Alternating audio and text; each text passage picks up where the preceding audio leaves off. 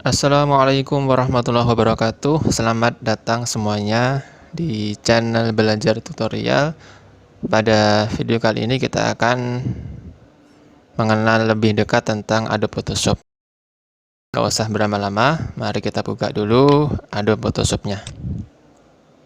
Ya, ini adalah tampilan Adobe Photoshop CS5. Seperti inilah tampilannya.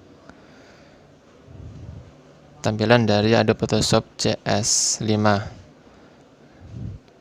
Nah, teman-teman kalau melihat itu di atas sini ada ini ya, ada menu-menu kayak menu file, itu ada new, open. New itu untuk membuat dokumen baru. Open itu untuk membuka dokumen. Kemudian juga ada open as, ada save as dan sebagainya. Hampir sama kayak Microsoft Word. Kemudian di sampingnya ada edit. Kemudian di sampingnya ada menu image ya. Nah, image ini ada fitur mode. Jadi mode itu ada pilihan mode grayscale atau mode RGB dan sebagainya. Kemudian ada menu layer samping kanannya. Nah, layer ini karena Photoshop itu pakainya pakai sistem layer ya. Jadi tiap layer, tiap kali kita tuh membuat komponen baru, maka akan ada layer baru. Berbeda dengan Corel Draw. Nah, biasanya layer itu bisa dilihat di bagian sini ya. Kemudian selanjutnya ada menu select dan filter. Nah, di menu filter ini terdapat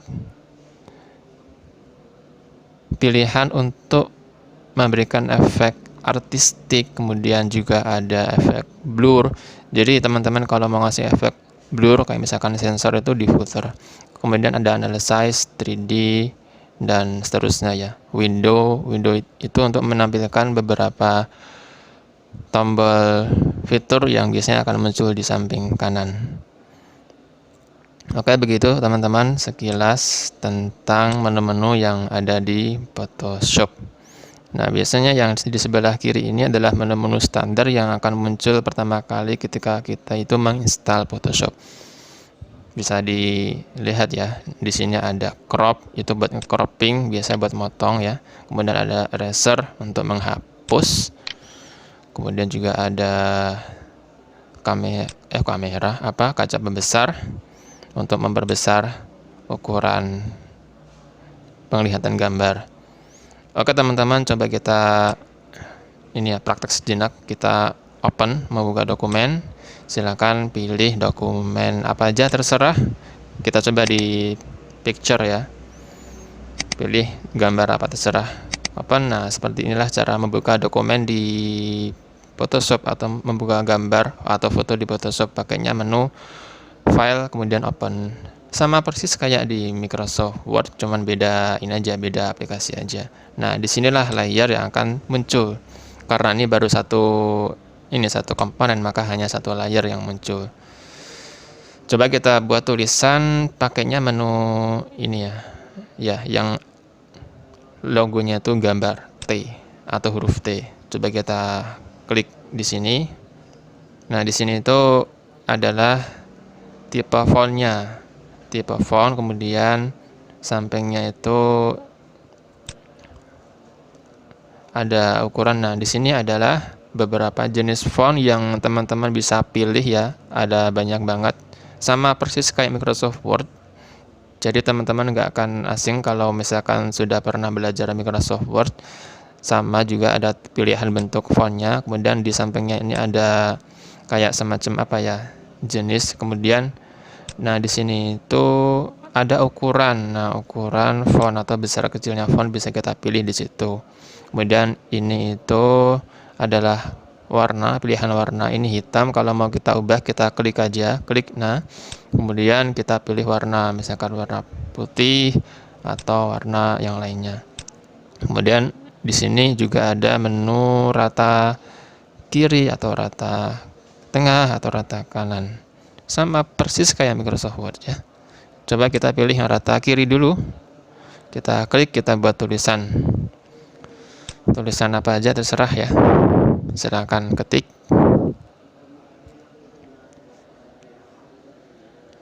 Diketik tulisannya, misalkan kita ketik kata salam. Nah, kalau udah, klik tanda centang di sini ya, di sebelah atas kanan. Kita klik, oke, sudah. Nah, karena kita sudah menambahkan komponen, maka yang tadi satu layer, di bagian layer, kita akan menemukan ada dua layer. Yang pertama itu layer background, yang pertama tadi ya, yang gambar awal tadi ya. Kemudian yang kedua adalah layer tulisan. Nah, disinilah sistem layer yang ada di Photoshop. Jadi semakin banyak komponen yang kita tambahkan dalam bahasanya itu kayak lembar kerjanya di Photoshop itu, maka akan semakin banyak layer yang muncul di bagian sini. Terus kalau kita hilangkan tanda ini ya, tanda di samping kiri ini, maka akan hilang juga. Tapi ini bukan ke delete, cuman hilang aja. Nah, kita hilangkan maka tidak akan muncul. Sama kayak background, kalau kita hilangkan tandanya maka akan hilang, dalam artian tidak akan muncul di lembar kerja. Tapi masih ada dalam komponen dokumen itu. Ya, seperti ini. Begitulah sistem layer di Photoshop. Cukup simpel ya. Terus kalau misalkan kita mau apa ya? Mau ubah warna, bisa pakai menu ini ya, di sebelah kanan sini. Misalkan kita ubah warnanya menjadi warna kuning, pilih aja warna kuning, kemudian centang, maka sudah bisa berubah warnanya. Cukup simpel teman-teman. Terus kalau kita mau bahasanya apa ya, mau mengubah atau memperbesar ukuran font. Nah, tinggal kita pilih menu ini, pencet tombol tadi, kemudian klik, maka akan muncul seperti garis tepi di pinggir tulisan. Seperti ini ya. Kalau mau kita perbesar, coba diarahkan kursornya di pojok sampai membentuk panah, dan kemudian kita tariknya seperti ini, kemudian klik tanda centang, klik. Nah, ini tadi layernya akan bertambah. Nah, biasanya kalau menggunakan tombol ini,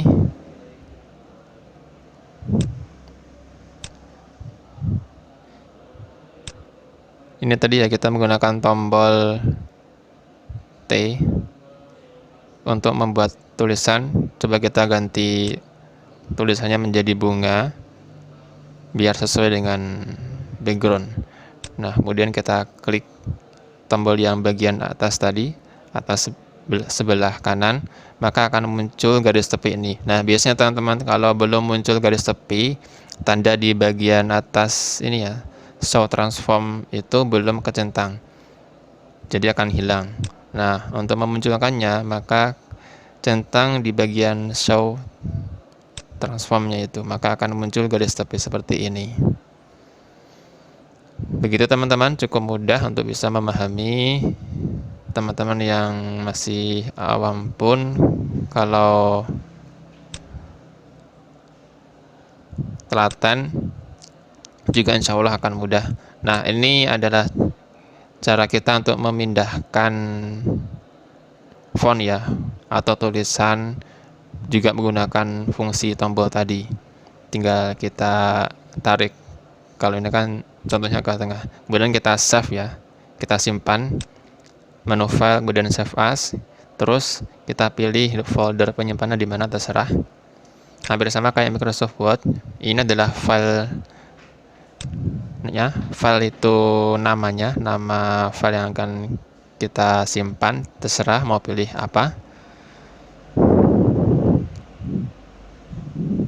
Misalkan kita pilih bunga, kemudian bagian format Nah, karena ini adalah Photoshop, maka pilih formatnya PSD, pilih yang paling atas ini.